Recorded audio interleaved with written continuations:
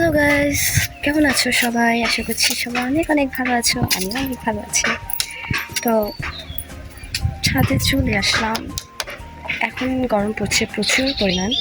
এই গরমে কারেন্টও প্রচুর ডিস্টার্ব করে, তাই বাসায় একদম ভালো লাগে না, গরম লাগে।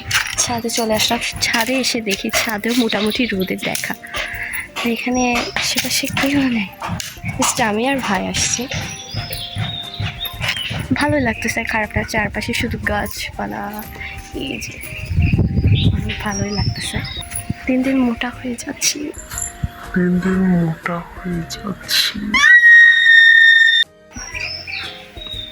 গালগুলো মোটা হয়ে গেছে।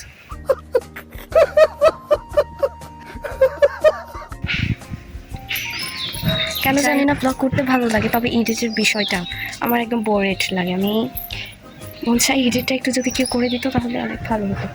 এডিট করতে একদম প্যারা। জাস্ট ছাদে আসলাম বাতাস খাওয়ার জন্য। এরপর দেখি এখানেও সেম রোদ, এদিকটা প্রায় ছায়া আছে। যাই হোক, এতটাও খারাপ লাগছে না। কয়টা বাজে দেখি, অনেকটা আগে এসছি, মাত্র ব্লগ শুরু করে দেখি। জাস্ট ও মাই গড, মোবাইলটা অফ হয়ে গেছে। আচ্ছা, আমার ব্রাইটনেসের অবস্থা খুবই খারাপ।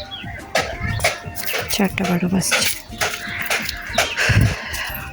দেখো এখানে, মানে আমাদের বাসা থেকে নেই কোনো কিছু বাকি নেই। যেমন সাগর দেখতে মন চাইলে একদম কাছেই আছে, লেক আছে। দেন হচ্ছে পাহাড় দেখতে মন চাইলে এই যে বাসা থেকে গেট থেকে বেরিয়ে একটা পাহাড়। যখন যা ইচ্ছে তাই করা যায়, বেটার। যাই হোক, এখন আসলে নিজেরই বোরেড লাগছে, তাই ব্লগ করছি। একা একা ভালো লাগছে না। আর দেখছি এখানে পরিবেশটা বেশ সুন্দর লাগছে। পাখি উড়ছে আকাশে, এই যে পাখিগুলো দেখো কি সুন্দর লাগছে দেখতে। দেন পাখিরা ডাকছে কিচমিচ কিচমিচি করে। সুন্দর একটা পরিবেশ, মনোরম।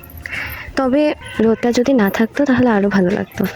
একদম ঠান্ডা একটা হাওয়া। এই যে 5টা বাজলে তখনই একদম সিম্পল হয়ে যাবে, মানে মনোরম হয়ে যাবে। এখনও বেশ খারাপ লাগছে না। তোমাদেরকে দিয়ে ক্যামেরা দিয়ে একটু দেখাই। এই যে এটা হচ্ছে আমাদের মেন গেটটা। দেখো এদিকে এই প্লেসটা কি জোস, মানে এটা মানে অনেক জোস লাগে আসলে। এখানে একবার শাড়ি পরে ফটোশ্যুট করলে জাস্ট ওয়াও হবে। করব দেখি, টাইম সব কিছু মেনটেন করে দেন, একবার ফটোশ্যুট করব। ছাদটা কিন্তু বিশাল, দেখো। উফ কি গরম, পা চলে যাচ্ছে। মাই গড, কারেন্টের তার।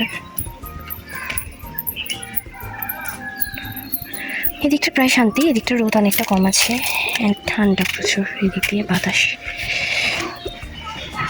ছাইটা কিন্তু তেমন একটা বেশি না, এই যে সামান্য। এটাই তো জুস। এত পরিমাণে গরম লাগছে যে গলার মধ্যে চুলগুলো লাগতেছে, একদম বিরক্তিকর লাগতেছে। চুলগুলো একদম উপরে উঠে ফেলছে। কেমন লাগছে? আন্টির মতো লাগছে না? আন্টি লাগছে। কী করবো বুঝছি না। যাই হোক, আমার কিন্তু এখন মন চাচ্ছে একটা ভর্তা খাই। তবে ভর্তা খাওয়ার মতো কোনো মানুষই নাই। আগে দিদি ছিল, দিদির সাথে খেতাম। এমন কোনো দিন ছিল না, মানে সপ্তাহে 2 বা 3 বারের উপর ভর্তা, যে কোনো একটা কিছু। মানে ভর্তা তো খেতাম মাস্ট বি, আমি আর দিদি। বাট এখন তো দিদিরাই দিদি হয়ে গেছে সেই শ্বশুর বাড়িতে, আর আমি এখানে একা। মাও তেমন একটা ভর্তা খায় না, মা টক খেতে পারে না। আমি আর দিদি তো একদম। কী কী ভর্তা খেয়েছি বলি শুনো। কদবেল ভর্তা তো অনেকবার খেলাম। দেন হচ্ছে শশাও ভর্তা করে খেয়েছি। পেঁপে ভর্তা এটা কমন। দেন হচ্ছে ডাবের খোসাকে পর্যন্ত ভর্তা করে খেয়েছি আমরা।